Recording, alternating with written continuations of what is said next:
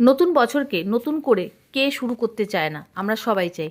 তো নতুন বছরকে নতুন করে শুরু করার জন্য নিয়ে চলে আসলাম এমন একটি টোটকা, যেই টোটকাটি তোমাকে নতুন করে সমস্ত কিছু শুরু করতে সাহায্য করবে, আর্থিক অবস্থা সচ্ছল রাখবে, শরীর স্বাস্থ্য মন সমস্ত কিছু সুস্থ রাখবে। তো চলো, টোটকাটি কি জানবার আগে আমার এই চ্যানেলটিকে সাবস্ক্রাইব করে নাও, পাশে থাকা বন্ধুকে অবশ্যই শেয়ার করো, আর কমেন্ট করতে কিন্তু কেউ ভুলবে না।